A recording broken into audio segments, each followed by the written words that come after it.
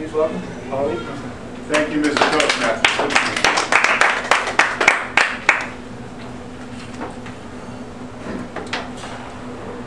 Ladies and gentlemen, my name is Paul Abramson.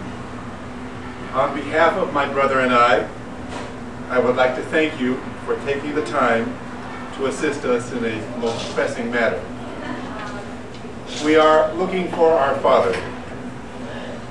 His name is Lee Alyn Abramson. He is 77 years old. Alyn is spelled A-L-Y-N. He was born to Joseph and Edna Abramson and raised in Los Angeles, California. I have a picture of him. This is the most recent picture I have. It is dated 1986 at my sister's wedding, which I will pass around. Last time I saw him in person was at his father's funeral, approximately 3 years ago. Last time I spoke to him was in the early months of 2009. His email address had been discontinued, as was his landline telephone number. I reached him through a cellular phone number my brother had acquired. My brother Bill had that. As we spoke on the phone, my father informed me that he had sold his El Segundo condominium and was now living with somebody in Las Vegas. He cut the conversation short by telling me he was busy watching television and would call me back later. This was odd behavior from my father. I did not have an opportunity to get a mailing address from him. Months passed and I had not received any communication from him. The cellular number I had was discontinued. He knows my contact information. He knows my brother's contact information, but to our knowledge, no attempts have been made to contact us. I did Google searches for Lee Alyn Abramson and found no up-to-date information.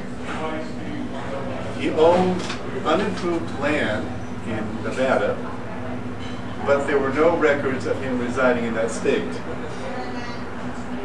A property record search and a deed confirmed that his El Segundo condominium was indeed sold in December of 2008.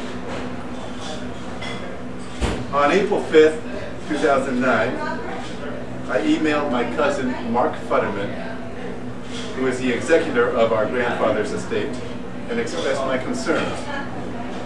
He informed me that my father had rejected his assistance in favor of some con artists who were showing him a good time with his money.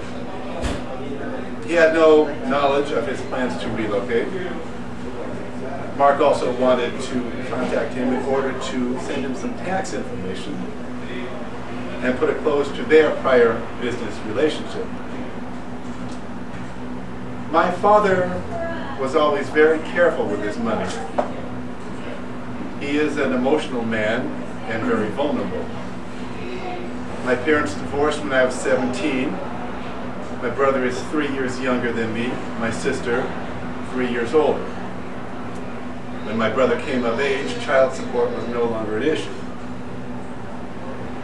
My father remarried within a year of the divorce and soon had an instant family. I again wrote to Mark and told him what I knew. My father's wife Pilar was ill, her memory was gone, and she moved to Stockton, California to be cared for by her children. My father, tired and drained from trekking back and forth to Stockton, decided to move there and be with her. He was unhappy there and soon decided to make the move to Las Vegas. He was staying with somebody I knew not who.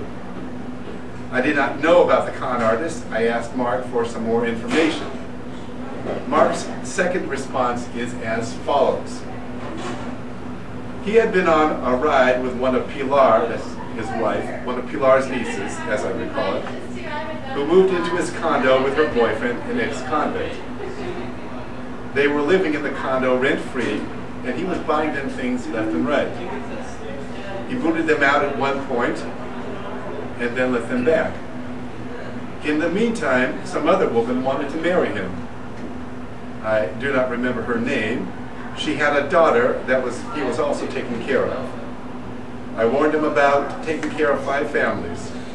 Pilar and her daughter, the woman who wanted to marry him, her daughter, and Pilar's niece's boyfriend. Your dad loved all the attention he was getting, and the sex, which unfortunately he graphically described to me with respect to the woman who wanted to marry him. I think the daughter was also involved. It was all rather disgusting and self-evident, and that he was being conned, and he couldn't see it, instead insisted on thriving on being loved. He insisted that he take his money and spend it the way he liked, with whom he liked. He threatened me a couple of times, which had little impact on me, as I'd already decided to separate from him. I'm sorry I don't have any more information that could help. I agree he is very vulnerable, and I too hope he is okay. Mark suggested I hire a private investigator. This is something I am looking into. My mother suggested I write to him, care of an El Segundo-based post office address that my brother had acquired. She felt that if we send him letters to that registered mail, via registered mail, it would be forwarded and somebody would have to sign for it. I doubt that this would bear fruit, as the post office does not reveal forwarding addresses except to process servers and federal agents, and enough time has passed.